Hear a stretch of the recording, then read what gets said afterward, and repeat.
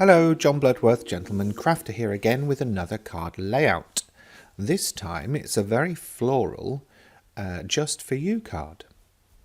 The papers that I'm going to use are from the Forever Free pad from first edition. Some beautiful folk art style florals going on in this one, which I am going to use. And then some great coordinating papers in there too. Okay, so here's some of the other bits that I'll be using along with the layout that I will be trying to replicate in this particular video.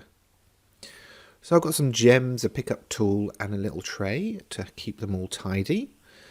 I've selected the dies that I'm going to use.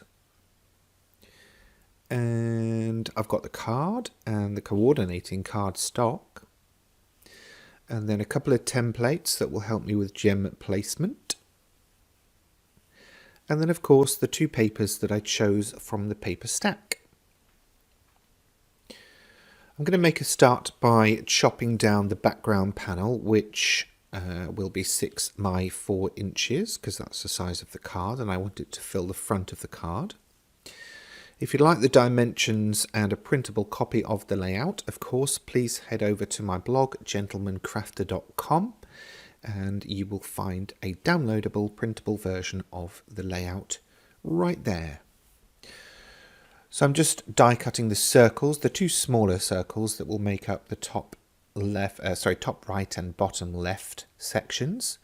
And then I'm going to cut the central circle that's going to have the sentiment behind it. And that's also going to be the thing that I die cut next. I'm using black cardstock just to sort of work it in with the background paper of the 6 by 4 section.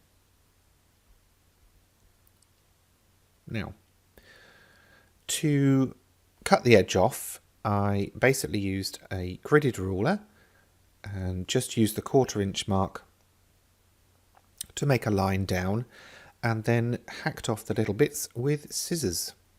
Use a paper trimmer if you want. Whatever gets the result. I'm using the bookbinding glue as ever, just purely for its convenience, lack of warping, and stickability.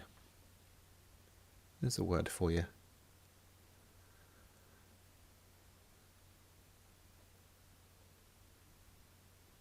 Next, I'm putting down the two little circular bits, and again just using the gridded ruler to help me position that about a 1/4 inch up from the bottom, and then for the second one it would be 1/4 inch down from the top. That way I know I've got them evenly spaced, so when I come to position the central circle it should work between the two.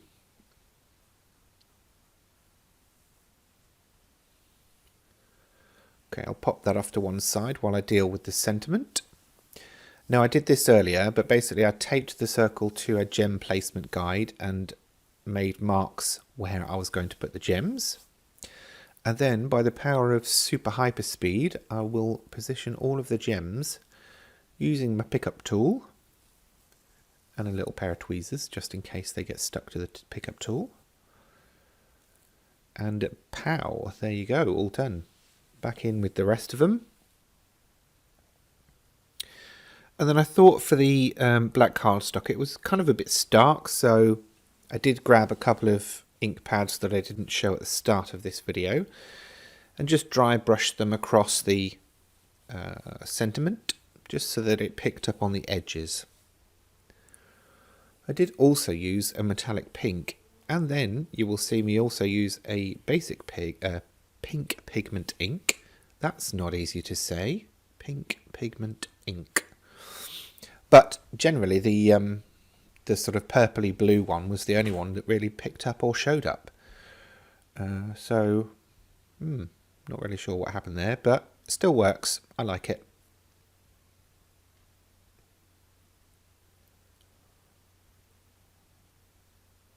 Okay, so up next I'm going to put that sentiment onto the main panel. Having this bookbinding glue in the bottle that's got the fine tip applicator is just perfect for this. And then I'm going to put that down, but I didn't like the way that the letters on the outside of the sentiment were poking up over the gems, so I kind of wrenched them off wherever they were offending. And then I did actually go back in and put a couple back in place. While I'm doing it, let me ask you a question. How are you getting on with these layouts? Are you enjoying them? Are they inspiring you? Are they bringing back any lost mojo? I know it's been hard to be sort of positive and creative over the last year, but I'm really getting into this and really enjoying it. So I hope you are too. Leave me a comment on YouTube or on my blog. I'd love to hear from you. Okay, the original plan here was to use some more gems in the background in a spiral using that template, but then I remembered these two dies and I thought they would look great cut from cream card to work with the creams in the florals. So I thought I'd go ahead and do that instead. Thankfully everything's at arm's reach, so there wasn't too much editing going on here. There we go.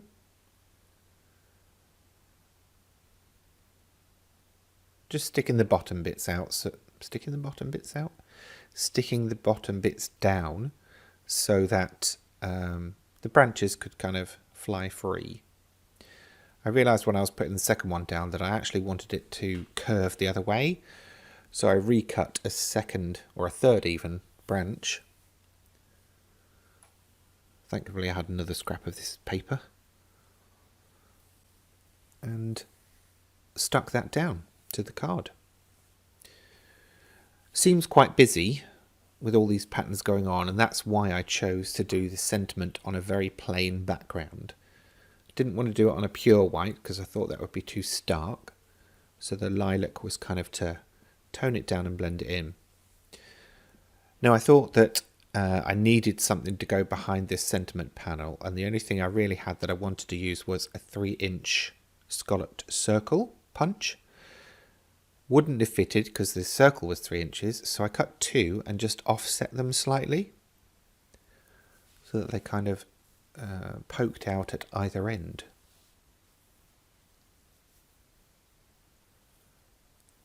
Not sure if that's a useful tip or if you use it, but it's there for you to have. Free.